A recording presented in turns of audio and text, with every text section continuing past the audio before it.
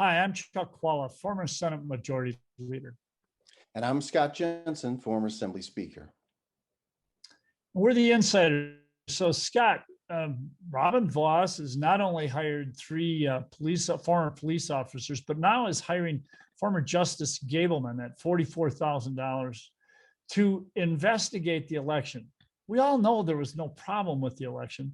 So how does this fit in, this continuation of not only silence, but actually actively promoting the big lie? What's going on? I think the Republican leadership is responding to questions that have come to them from their base. The base is asking questions about things we've never seen before in Wisconsin. The Zuckerberg money, which went out to communities, which was tied to consultants who were trying to help the cities run their elections. We've never seen that private money go into local running of local elections. The Madison event in the park, Madison may be fine with it, but I think a lot of people in the rest of the state said, well, wait, that's before early voting. How are they doing this? Why didn't any other community in the state do that? So I think they're trying to have folks take a look at this. They'll report back. They'll probably then try to push some legislation through. The governor will veto it, but they'll at least be able to say to the base that they investigated, they responded. And unfortunately, the governor wasn't willing to go along with the changes that they recommended to the elections. Scott, you know as well as I do, that's not what the base is looking for. They're looking for how the vote was stolen, how this election was stolen. And we know that didn't happen. So really, this is just the advancement of the big lie. And how do they get away with, Donald Trump himself is already accusing Republican leadership of not doing enough. And who was it? Kapenga was so obsequious that he actually talked about wearing Trump socks and how he's going to wear a Trump Pence mask. And, oh my gosh, Mr. President, please like me. But isn't this really driven by the fact that their polling shows that the base is just so absolutely out of control on thinking that the election was not correct and was wrong, that they have to respond?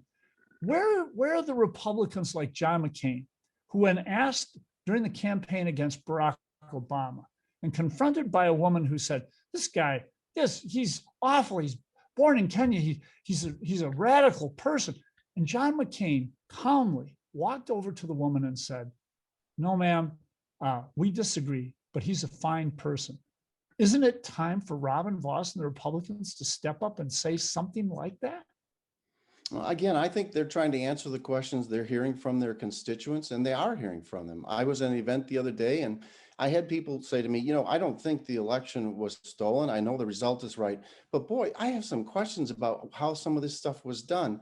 Why did these communities get millions of dollars from a Democrat-leaning foundation to run elections? Why did the city of Madison be the only city in the state who was allowed to sort of vote early by figuring out a way around the law and the court decisions?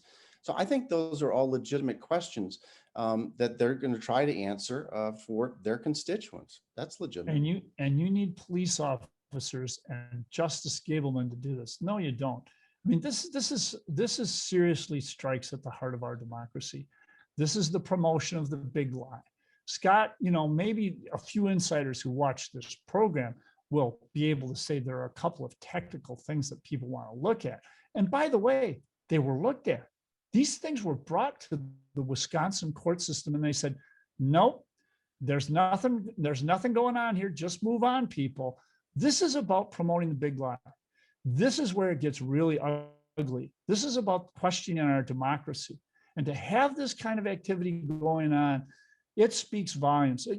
I understand there are some people on the Republican side and maybe a few Democrats in the legislature too, who maybe aren't smart enough to realize the larger implications of this. Robin Vos knows better. This is wrong, and he knows it. This is not the kind of thing that you allow. I can't think of an equivalent on the Democratic side. The closest I can remember is George Wallace, and Democrats soundly rejected him. But this is not right. This is a threat to our democracy. This is bad stuff, and Robin Vos knows better. And no one can get away from the fact this is promoting. Take a look at some of the things that Democrat congresspeople said in 2016 when Trump was elected. The people who said it was an illegitimate election on the floor, the people who voted against certifying the electors from states, The same thing happened in 2016 with some Democrats, but you didn't get anywhere near the publicity that you're seeing when Republicans raise questions about the election's integrity. Scott, the reason there wasn't more publicity is because at the end of the day, not the vast majority of people did not say it. You never heard me say anything like that. No. And what I'm saying, though, is that it's one thing to have some nutball saying it on the fringe someplace. It's another thing to have the Speaker of the Assembly say that, and then to have him supported by other people saying that. You know, you're always going to get somebody who's looking for a headline. I get that. Okay, so the pillow guy wants to say it. Okay, the pillow guy is the pillow guy. He is not the Speaker of the Assembly. And he doesn't have the same depth of understanding of the process that Robin Vos does. This is an ugly time for our democracy. We don't need people promoting the big lie. And that's what's being done by Robin Vos. I think he will live to regret this. This is not a good moment for him. It's not a good series of moments from him, and he ought to back away. Well, we'll see what the 2022 elections bring in Wisconsin. Hopefully, they won't be questioned. We'll see you next time.